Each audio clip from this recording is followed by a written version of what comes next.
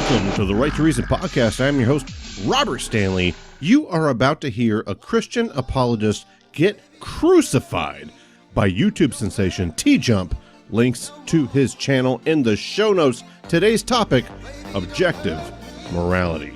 And this logical beatdown feels almost immoral to listen to.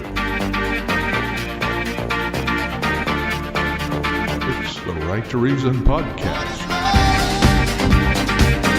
This episode of the Right to Reason podcast is brought to you by our patrons and contributors like me. We have all recognized the value of the unrestrained marketplace of ideas and have decided to make a difference. You can make a difference too. Contribute at patreon.com/right and learn more about your right to reason at therighttoreason.com. Your activism is appreciated.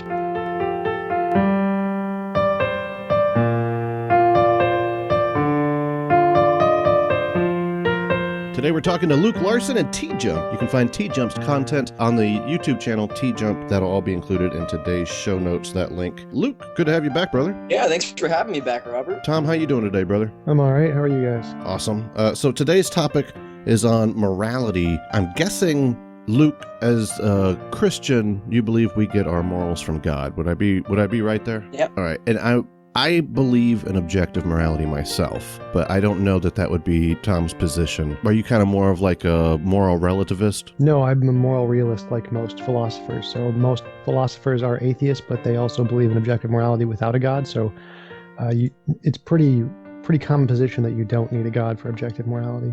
Okay. Yeah. Okay. Well, I'm glad to hear that, because that's kind of how I look at it. I think when you and I see, we seem to be on the same page, but when we say objective morality, that's probably confusing to Luke, I'm guessing, because when he says objective morality, I think what he means is morality from God, whereas we're meaning, and correct me if I'm wrong here, don't let me put words in your mouth, but we're meaning objective as in outside of humanity. No matter what time in history you're at, it's either good or bad for human flourishing. Something similar to that, correct? Yeah, something like that. It'd just be true, independent of opinion. That's just what objective means. So yeah. Yeah, even and you can base it on flourishing if you want. I usually go off of freedom and well-being, or not well-being, freedom as opposed to well-being. So I usually go with that instead of flourishing. Oh, I like that. Yeah, Tom, I gotta say, I've been listening to a lot of your videos, and you've got a very well-constructed little ethical theory there. Thanks. No problem. But you don't agree, right, Luke? I mean, I don't. First of all, even if his theory did work out as a normative way or revisionist, I still hold that morality comes from God. But even if that weren't true, even if God doesn't exist, I just don't see how there can be any objective morality. Even looking at Tom's, I just see several problems within it. like what? Well, first off, it kind of seems subjective what he's chosen. He hasn't proved why that is good or why it would be bad to do. He terms it an involuntary imposition of will. There's no reason for that to be bad. But other than that, even if we just gave him that claim, his moral theory, his ethical theory, leads to things that no one would say, like a rock hitting you in the head and killing you is immoral, or the passing of time is immoral. It's just very contrarian. Okay, so those aren't actually problems. Yeah. Well, no, the problem in itself is that you've given no reason for that to be good or bad. You've just subjectively chosen it. Well, no, that's false. I mean, the entire premise of my model is that the conclusion is based on the evidence of moral intuition and moral progress. And if you plot the moral intuition and moral progress, you can describe that pattern with this principle. So literally, it is entirely based on a reason and not at all subjective. Well, no, it's in the way that we're using objective that is not dependent on a mind for existence. Your theory of moral progress, first of all, that is no evidence of there being objective morals. For an error theorist or anything like that, or someone who just thinks there's been a regress, I mean, that statement would be false. And then on top of that, for moral intuition, you could just say those are internal forces, your biology bringing that about. There's no reason to say that's actually outside of humanity. Okay, Can so you none of that, what you said, actually works. So again, my model is the evidence that we're using to create a model, the hypothesis, is the fact that we see moral intuition and moral progress. We see these things and we try to describe them we try to use principles to describe what those things instantiate, and then we use that to come up with a hypothesis. Here are the principles that I think this instantiates, and that's where my model gets the idea of the involuntary imposition of will. And then from that, we can say, if my hypothesis is true, then we can make testable predictions. We can say, in the future, our moral intuitions will develop and we'll see rocks as falling on people as immoral. That's a future testable prediction. And if that is correct, that would be evidence that my hypothesis is correct. So is there any proof now? Obviously not. I haven't been able to do any scientific tests, but that isn't relevant at all. Is there evidence to support it? Yes, it does fit the evidence to support it like any scientific hypothesis. So nothing you said really maps onto how hypotheses work in science at all. Okay, so when you're talking about your mapping, how it's been occurring in humanity and the trend, first of all, the thing you're mapping, I don't think is morality, because I've listened to your debates, and where it ends off going is you redefine morality as just as it being good to have free will. Like, I can't say you define good as the supporting of someone's goals. You define it as that. No. Again, so we're looking at moral intuition and moral progress. The thing that everyone agrees on is morality in the field of philosophy. These are the things that instantiate morality. And then we plot those things out on a graph and see, well, what are the principles that can describe this pattern? And now I have come up with a principle that I think describes the pattern. That's just how evidence and hypotheses work.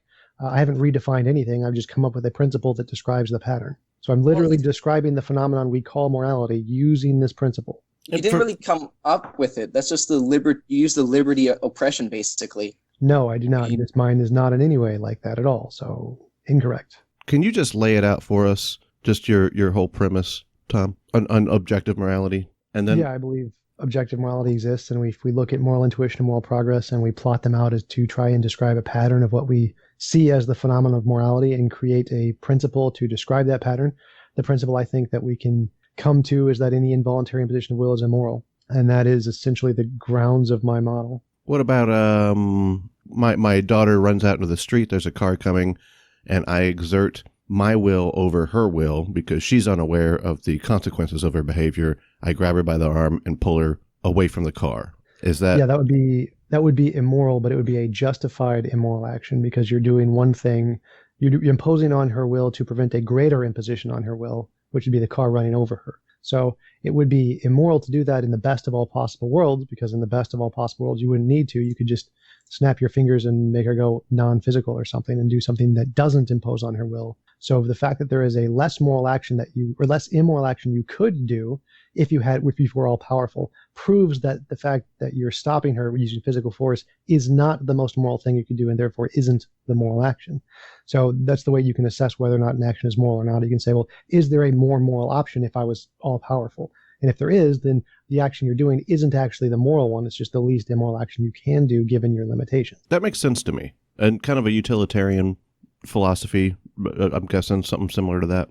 Well, similar in some respects, yes, but not in the others, because in utilitarianism, the moral thing to do is whatever your limitations are. So if you have a choice between killing 1 and killing 5, the moral thing to do is to kill the 5. Whereas in my model, I say, no, it's still immoral to kill the 1, or kill the 1, not the 5. Right. So it's still immoral to kill the 1 in my model. Whereas in utilitarianism, it is the moral thing to do to kill the 1. And so I think that's a downside to utilitarianism, where you can do something horribly immoral, like kill someone, but it still counts as the moral thing. So I think my model is actually superior to utilitarianism in that respect, that it still recognizes that what you're doing isn't moral just because it's the best you can do in the limitations. It's just the justified immoral action. Okay. I like this model because it leaves off all that, like, let's try to look at morality from like this purity sense. Like sometimes doing something that's not necessarily perfect and good is still the way to go because it's maybe pragmatic in that moment. So I can work with this, but I think Luke would agree if not for being a Christian, because it seems very practical to me. But Luke, you were wanting to lay out, if I recall, what you believe morality is, and specifically what you believe objective morality is, and that might help the listener a little bit. Yeah, and I think that's good because, Tom's theory does make it very clear on certain things, but I still don't believe it to be objective in the sense of the definition we're using. I'll make my case first and then show how I don't think this is objective. So basically, my case is that if God were to exist, we have a sound foundation for the objective moral values and duties. The values coming from God's character. So it's not because he commanded them that they're moral or value. It's just because that is who he is. And then the duties just give us his command gives us the duties and our obligations. But I want to focus now, because I think that's fairly evident for all theists, and I think you guys would agree, if God were to be true. But on the idea that let's assume you're right and God isn't real and he doesn't exist, I still don't see how yours is objectively right, even if it were to show differences in quote-unquote moral and quote immoral things. Let's say because you're just mapping what humanity has shown that they think morality is. You say it's basically the free will and to not impede it. But let's say we were to go back and just start over, just restart humanity. People with a very different set of moral values might well have evolved. I mean, Darwin wrote in his Descent of Man, quote, "If men were reared under precisely the same conditions as hive bees, there can hardly be a doubt that our unmarried females would, like the worker bees, think it a sacred duty to kill their brothers, and mothers would strive to kill their fertile daughters, and no one would think of interfering." For us to think that human beings are special and our morality is objectively true is to succumb to the temptation of speciesism. That is an unjustified bias in favor of our own species. I don't see why you chose that. You might be basing it off what humans have shown, but if humans weren't there, how would those morals still be there?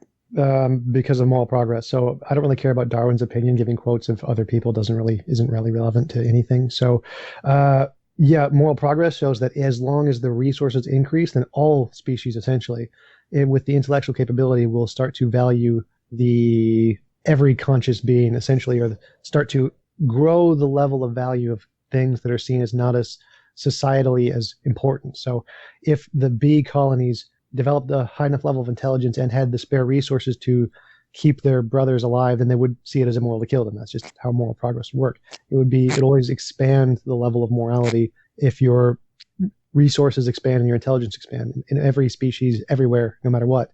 That is essentially the premise. That's why it's objective, and it's objective in the same sense fitness is objective. So fitness is objective. The fact that there are different species that can survive in more environments than other species is just an objective fact of reality. Similarly, morality can be objective in the fact that in every species, everywhere in the universe, as they gain higher levels of intelligence and higher levels of resources, they will always start to value morally. The scope of morality will increase to other conscious agents once they have the ability to do so.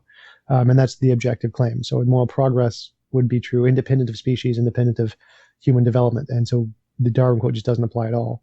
When you define good, you're talking about it basically furthers your species or it furthers your will just define good for me. Just the term good. Lack of involuntary impositions of will. Okay. So if you can't say... Well, I mean, let's go back a little bit. So objective just means true independent of opinion. So it doesn't matter. I could define good as a square circle, and if that is true independent of opinion, it's objective. So if it's describing some feature of reality, it's objective. It doesn't matter how you define it.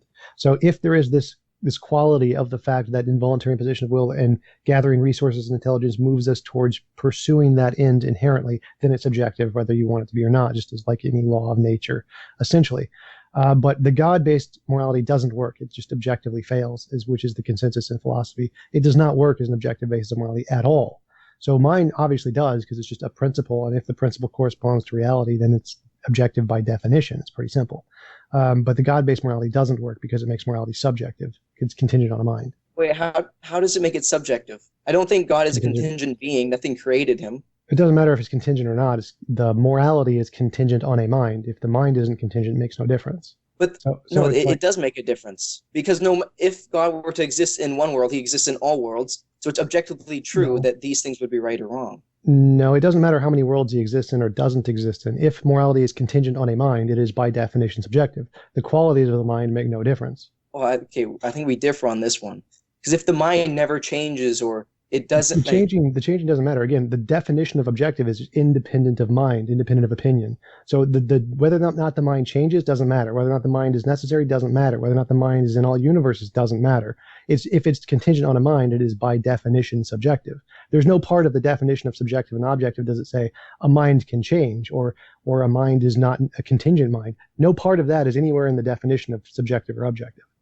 Yeah, but the point of objective, so it's not dependent on mind, is to say that it doesn't change, that there is nothing in the universe that could make it move, independent of an opinion. I don't think it would. It's not God's opinion; it's His character. So you can say it like that. It's not based on His mind; it's just based on His being. Again, that doesn't make any difference. Subjective is contingent on a mind. It doesn't say anything about changing or not. That's not relevant. Like for example, at 5 seconds ago, I was thinking of chocolate ice cream. Like that is an objective fact, even though it's contingent on a mind. So it's objective because it's true independent at one particular time, and it'll change from second to second. But the whether or not it's going to change or not doesn't make a difference. It's still a subjective opinion from my mind because it was contingent on my mind, even though it's never going to change. So even though that one fact of that one moment in time will never, ever be different, it's still a subjective fact because it was contingent on a mind. But now you're basing it off of that, like you're basing it off the fact that you think God thinks of chocolate at one point and then a strawberry at another. No, that's irrelevant. So it doesn't make a difference at all whether or not it's true at all time, true at one time, whether the mind changes or doesn't change. The only thing that matters is if it's a part of a mind, it's by definition subjective. But no one uses, but when we talk about morality in a way of subjective, we're referring to that it changes. It can change from culture to culture, or it can change from time period to time. No, it's contingent on a mind. That's what subjective means. Not contingent on a mind means objective. Contingent on a mind means subjective. The changing part isn't relevant. Like it can change and still be objective. Like for example, there could be a law of gravity. We know that gravity changed from the early universe to the later universe. It's still objective. It's still true, independent of human minds. So it's not the fact that it's changing that matters to it. That's a different aspect of morality. It's the fact that it's contingent on a mind. That's what makes it subjective. But if we not redefine the word objective. Okay, let's say it's contingent on a mind. Let's say it's God's, not mind, but like what He's thinking of, but just a characteristic. And since He created the world, I believe God to be everywhere, omnipresent and omnitemporal. So He's everywhere at all times. So his character of good being there, that's what I base good off of. So it's not just the fact that it's not changing. It's not even just the mind. This is just a fact of reality, if you believe in the Christian God in this sense. Well, that didn't make much sense. So is something good because God says it's good, or did God say it's good because it's good for some independent reason? It's okay. So we have duty because God told us it was good. That's a command. Okay, wait. Could you answer the question? He said it, could you answer the question? It is neither of those. That's a false dichotomy. It's nothing to do with what He said. It's what He is. You're saying your objective morality is just a basic fact. So wait. Go back for a second. So either it's good because He said it's good, or it's good for some other reason than He said it's good. That's P or not P. It is a true dichotomy. There is no third option. It's good for a different reason than He said it's good. For the value, not for the duty, but for the value. Okay, so it's good because there's some part of His nature, and He's just saying that part of His nature is what's good. Well, you can't say some part of His nature. His whole nature is what omnibenevolent. No, obviously that can't be the case. So because His consciousness, if it was His consciousness, then if that would be the feature that He's like, it would be Him saying it's good because it was His consciousness. So it has to be something other than His consciousness, like in His nature, that makes it good. Yeah. So His nature, what make because I believe the universe, or all multiple universes, or whatever your view is within God. So behind it all, it's His nature is what is good, not anything He said with His conscience or anything like that. Right. So it's not His consciousness. It's not what He said. It's His nature that is good, and His consciousness is just saying this part of my nature is what goodness is. It's His consciousness putting out what His nature is to us, which gives us the duty of following it. So duties don't come from commands, first of all. Secondly, if that is the case, then I can just say morality. Wait. There's 2 points here. So first thing is that obligations and duties don't come from commands ever. It's impossible, logically impossible. But secondly, if morality comes from God's nature, then you can just say that morality can be grounded in anything's nature. The nature is nature, some naturalistic pantheism, an undiscovered law of nature, anything like that. You don't need a consciousness at that point at all. Well, no, because at that point, I'm saying God has always existed, Well, that doesn't, So doesn't the amount of existing you doesn't can't matter. say, you can't base it off a contingent being. Contingency You can't doesn't base it matter. off being.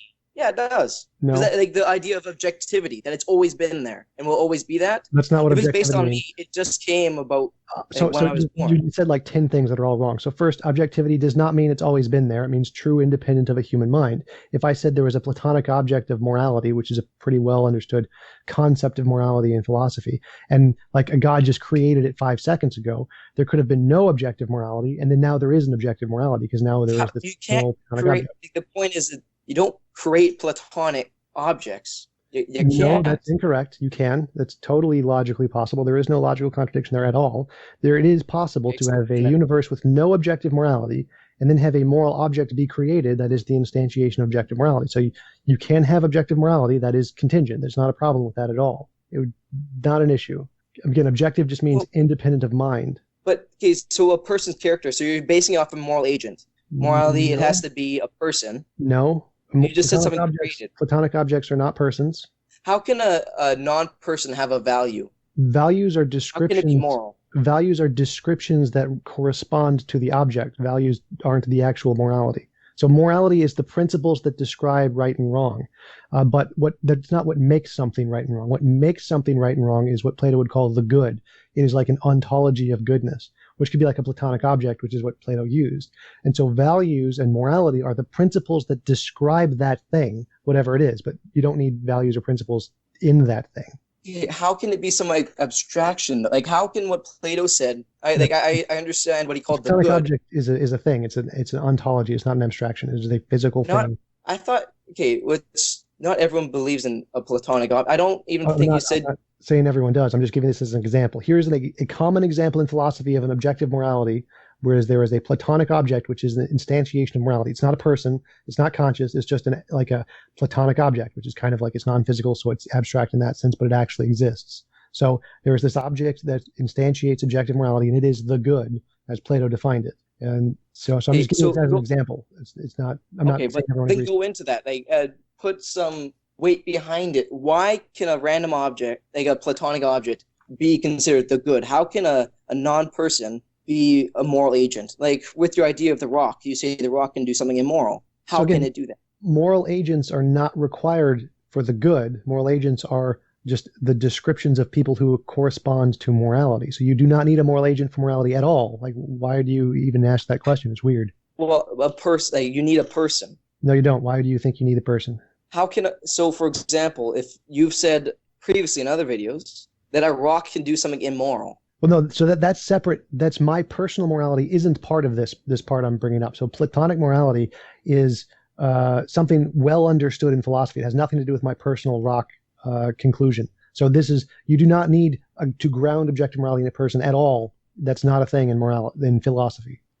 Luke, before you jump in, let me ask about the rock thing, because I'm kind of confused. I would find it hard to believe, just from what I've heard from Tom thus far, that he would say a rock can be immoral. Am I reading you right here, Tom? Well, right. I would phrase it more precisely. I'd say that certain environments would be more or less moral than other environments. My prediction, based on the evidence of morality, is that in the future, the way we are understanding what morality is, specifically from developments in neuroscience, when we say a person is moral or a person is immoral, all we're saying is that their brain state is a physical order that is more or less likely to hurt or help other brain states, other different brains. And so we're not saying there is any culpability behind the person. There is no free will there. They're all just determined physical interactions. And the morality is really just a physical thing that is imposing involuntary impositions of will on other brains. So that would mean that if we expand that principle that it's just a physical thing, like a domino falling, the same thing could be applied to a rock. If a rock imposes on someone without their will, that would also be seen as immoral. And so in the future, as we progress technologically and expand our level of resources to the point where there is essentially no more there's no more people hurting other people for any reason, the only things we will see as moral or immoral will be natural impositions on our will, like tornadoes, hurricanes, black holes, rocks, and those things. And we will see those things as immoral in the future because that environment is more immoral in the way that it hurts people than other environments that will allow people to thrive better. But that's a prediction about the future, not today. Okay, but in that case, wouldn't we conclude that in the future the concept of morality would be antiquated, more or less, instead of us using some old term? Like it would be like us calling it evil today. Right. Our concept of morality is going to evolve and change, just like our concepts of everything evolve and change. And so pretty much every usage of language we have today is going to be antiquated 500 years in the future. Like, for example, in science, we called the atom is just the Greek or Latin for the smallest constituent part. But the thing we called atom, which we actually discovered is made of other smaller constituent parts, which are made of other smaller constituent parts. But we still call it an atom, even though it's not the smallest constituent part. Same with universe. We call it universe. The Latin's the everything is meant for literally everything that exists. But now we discovered the universe had a beginning and there's stuff before it. And so, but we still call it the universe, even though it's an antiquated term. So all terminologies become antiquated in the way we thought about them as we gain new knowledge and we have a more accurate understanding of what the concept really is. And that's going to be the same is true of morality with anything. It's like our concept of it now is not 100% accurate for sure. Like none of our concepts right now are 100% accurate. Well said. I'm following you 100%. Luke, once again, man, I feel like we're coming right back to where we were earlier, where this all sounds completely reasonable and rational if you're not a Christian. You know what I mean? It's like this belief is what's preventing you, and this is my opinion. Correct me if I'm wrong, but it's like this belief of yours is preventing you from being able to see this clearly. Well, let me give a reason, because right now he's basing it off of that there can be Platonic objects, because that's really where the foundation. Wait, no, that my model is not about Platonic objects. Yeah, no, yours doesn't use it, but this is a basis for objective morality. That's what you're talking about. Yeah, it's a hypothetical counterexample, but it's not the basis of. So I want to get Platonic objects actually exist. I just want to clarify that. I don't think they actually exist. So then what would be the basis for your objective morality if that doesn't exist? A physical phenomenon, an epiphenomenon, kind of like fitness. It's like there's a thing in the universe that, like fitness is a thing in the universe where there are certain species that can survive in more environments, and there is a hypothetical epitome of fitness where there's an animal who could survive in all possible environments. So there is this property that exists in the universe. Similarly, there is a property in the universe that describes interactions between minds and the environment and how they can survive in it. And that interactive property is what I call morality, or what morality is, or what we should call morality. So morality, like in that sense, and just forgive me if I'm wrong, because, but are you saying that in that sense, morality, not like fitness, is dependent on these minds, how they relate? That like it's about how they relate. So these. Yes. Yeah. So if there were no minds, there would be no morality. No, you could still have morality as being this relation, even if there are no minds. Like, for example, I could say a flock of geese is a certain number of geese in the air. Even if there are no geese in the universe, that's still what a flock of geese is.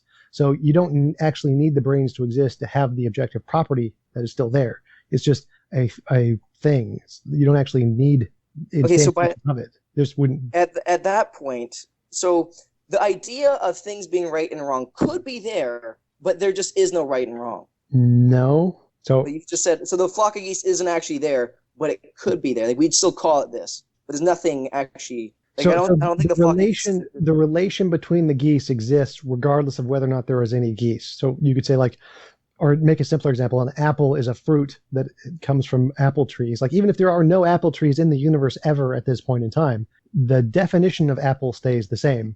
And so there would still be apples if this thing existed. So there is an objective quality, an objective property of what an apple is, even if there are no apples. You don't need the apple to exist for there to be an objective definition of an apple, or a planet or a star or any of those kind of things. Those things, the definition of what those is the same regardless of whether or not they actually exist in the universe. So the morality you're talking about, so let's say there were humans and this morality was being shaped and formed. So it's being shaped by the interactions between human and human? No, we are discovering it. It's not being shaped. You're discovering it. Yeah, moral intuition and moral progress are the things that we interact with to discover this property. It's not what creates the property. And why do you think, so moral intuition, I do think that's a point of saying there is objective morals, but why does that point towards, like, how is that a case for an atheist point of view, atheistic point of view. Moral intuition isn't evidence of objective morality. Moral intuition is just a phenomenon we experience. We experience moral sensations. That's all it means. It's like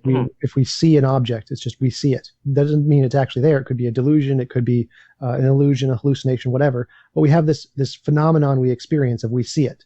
So moral intuition is the fact that we feel this moral thing there. And we have to come up with hypotheses to explain this feeling. Now, it could be it's subjective, product of evolution, complete delusion, evil demon, whatever. My hypothesis to explain this is that it's an objective feature. So the moral intuition isn't evidence of anything. It's just a phenomenon we're trying to create explanations for. Yeah. It's showing something. So, but what now that it's pointing to something, and you say, okay, that something is an objective something, like it's not just pointing to our evolutionary, like it's byproduct of evolution, but you're saying it's actually pointing to something that's there. Yep. What does it point, like in your set? Because it's not pointing to a platonic object, according to you. What is it? It's pointing to a higher order epiphenomenal process like fitness. You think there's something other than just the material world? There's something there that's gives it weight? No, fitness is just a material interaction. It's a relation between living physical objects and the physical environment. And the epiphenomenal of morality is, again, just a physical relation between physical brains and their physical environment. So it's just physical stuff. Okay. But yeah, so without physical brains, it has no weight or anything like that with morality. But okay, so now talking about morality, I don't understand how you brought this, like, so your involuntary of imposition of will is being immoral. But that doesn't cover a lot of things that normal people would consider immoral. Like, it doesn't cover hate speech. It doesn't... Hate speech isn't immoral. What? Hate speech isn't immoral. Words aren't immoral. So wait, you don't define... Like, you wouldn't say it's what a human is doing to another human. Like, I am trying to spread hate. Like, I'm expressing hate for this person. You don't think, like, me trying to hurt them is bad? Expressing opinions is not immoral, no. Like, if you were trying to physically restrict them or directly or indirectly to involuntarily impose on their will would be the greatest way. Or cause them no, but I want them to feel pain. Like, I want them to feel pain. Okay. I'm doing it for that express purpose. Is that wrong? No, it's not immoral. Robert, what do you think about that? Would you consider that wrong? I kind of wanted to follow up on that, actually. Would it be fair to say that I could impose my will on you verbally? Let's say if I'm your slave owner, or I'm your boss, or the parent-child analogy might fit well here is, like, there's not a lot I could say to Luke or Tom right now that's going to hurt their feelings. Not a lot. I could try really hard. I got some good your mama jokes, but you're probably just invulnerable to that altogether. But if we had a certain relationship, that might change. If we were gay partners, right? Or if we were in some kind of employment situation, or if I was a judge and you were on trial, I could then use my words to affect your freedom and your liberty in that sense. So at least in that way, would you agree, Tom, that maybe Luke's onto something? Well, no, because it's never the words. Like, it's never the words that do it. Like, the judge says, you're going to prison. Like, those words don't do anything. What is when the cops grab you and put cuffs on you, that's the immoral part. The words are just a command. Why is that immoral? But like on a normal view, we don't consider someone being like taken to prison as immoral. Like, it sucks that they made those choices, but we don't say, oh, it's a bad thing that we're stopping them from hurting other people. Well, actually, that is the consensus in neurology, that people who are criminals are victims of their biology, essentially. And so putting them in prison because they're like culpable or they deserve punishment is just morally wrong. We should treat them as if they're victims of their biology, and we should try to cure them of that psychology that causes them to do those immoral actions. So it is the consensus in neurology and psychology that all criminals are just victims of their biology, their environment, and their upbringing, and we should treat them as with respect and try to cure them. They aren't deserving of punishment. They're not horribly immoral for what they did. It's not good that we're putting them in prison. It's just the least immoral thing we can do because we don't have a way to cure them at this time. Wait, so I have a question. Does that mean, like, do they have no choice in what they did? Like, were they determined to do that? Yeah, there's no free will. Free will has essentially been debunked in every scientific field. Okay, but then how are there? Okay, I think we must be talking about morals in a different. Like, we're just I see an eye to eye on that one, because I see morals. You have to have free will. You have to make the choice. Like, it's not wrong if someone murders another person if they had no choice to do it. Like, what's the point? There's no how is there going to be justice? Why would you be angry? Like, Well, justice, again, is immoral. It's not a real thing. It's not required for morality at all. It's not like something is moral because you got just desserts for it. Like, the consequences of the action don't make an action moral or immoral. no, So but justice, people feel justice, like they should deserve justice, right? people, I don't care. Like, so justice doesn't matter to morality. Like, something isn't moral because of a punishment or a reward you get for it. For something to be objectively moral, it has to be moral or immoral, independent of the consequences, independent of the justice. So justice cannot have anything to do with morality, or else morality stops being objective in the unchanging sense that you mentioned earlier. So, but in neurology, like, again, free will is like just been debunked in every scientific field for the most part, and it's not a relevant thing. But this doesn't affect any philosophers of moral realists, because you don't need free will for morality. You just need, like, the compatibilist view that Dan Dennett takes is that what we define, or what he defines as free will, is just our neurological functioning without external impediment being able to do what it craves to do. So, for example, if you don't have a brain tumor or something, then we can call that free will and hold that person accountable because their brain state is such that it just desires to hurt people. As opposed to someone who does have a brain tumor, then we can cure them of the brain tumor. But as our technology grows and we can cure people of certain brain states, then we will see those equally as being like a brain tumor, and they're not culpable at all. And so the compatibilist view is just very much like mine, is that we only hold people culpable insofar as we don't have a technological way to treat them for the whatever condition they have that makes their brain state such that it would do criminal acts. And so that is the morally superior way to see the criminal justice system. And so yes, police are not moral in what they do. It's not moral to put people in prison. It's just the least, like stopping your kid from running into the street, it's the least immoral thing we can do, a justified immoral action. Okay, I see what you're saying. It's just very, like, I don't think this is what the majority of people will hold. And I know that's not a case for saying, okay, that doesn't change whether it's objective or not. But you're trying to make you're graphing something. Are you not trying to graph at all? Are you taking this into consideration, what we believe right now to be right and wrong? Yes. So you're right. This may not be what the majority of average Joes think, but is what the majority of the experts in the field think. And that's actually relevant evidence. Like, average Joes, the majority of average Joes is just a bandwagon fallacy. So it doesn't really matter what most average Joes think. But it does matter what most experts in the field think. And yes, I am incorporating these beliefs into my evidence for what objective morality is. If we look at moral progress, we see that there are certain beliefs that change. We have the belief that homosexuality is immoral. That used to be a common belief, but now it's gone. Now we flipped on that one, that homosexuality is now actually perfectly reasonable and not immoral at all. And there's many different examples like this, like women's rights, voting rights, animal rights, veganism, vegetarianism. The pattern there is that certain beliefs we have about morality are contingent beliefs based on our culture, that we need to do this one thing to promote the survivability of the culture. And as we grow technologically, that belief dies off. It's no longer relevant to morality. And so there are many certain beliefs that we have that are not relevant to objective morality. They're contingent beliefs based on our culture that we need to filter out of our context of what is objective morality. And to describe those, that we can define them by saying, if this belief is one that is required to promote the society, but it's an involuntary imposition of will that is to promote the society in a given context, but as we gain resources, it will no longer be necessary, and that belief is lost.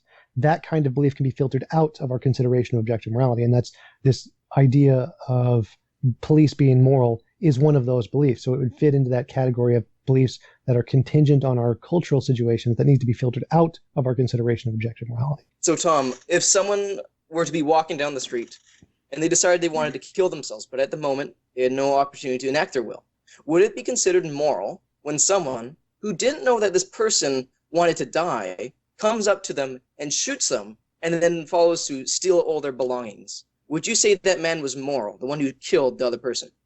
No, not unless they absolutely knew and asked for consent. Would you like to die? And if so, I would be happy to help you. And then it would be moral to do that. And then they'd have to ask for consent to say, well, can I take your stuff afterward? And if consent was given, then it would be moral. But why did they have to ask for consent? Like, that was aligned with that person's will. Because they don't know. If you were in the best of all possible worlds, then you would know that and you wouldn't have to. But since we're not in the best of all possible worlds, we have limitations. So we can't just take actions and assume one way or the other. You have to ask for consent. That's why consent is required for things, because we don't know everything. So I simply want to make the statement that my first contention, that if God were to exist, there would be objective morals. I don't think in the end you had anything that stuck against that. I think I answered your questions there. And on the second point, that if atheism were true, there wouldn't be a sound foundation for objective morals. I don't believe I was able to stick anything strongly onto you. I don't think you have any strong proof of it. That's all I have to say. Guys, thank you so much. I really appreciate your time today. You can find a link to TJump's content and today's show notes. I really appreciate it. Thank you, Tony. Thanks. Yeah, thank you.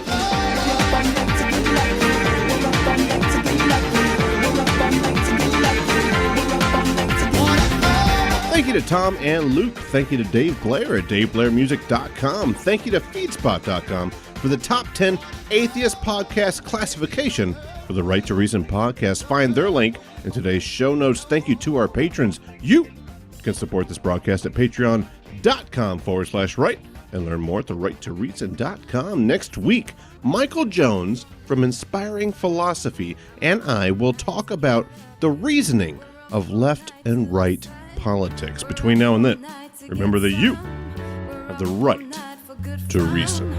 We're up all night to get lucky. We're up all night to get lucky.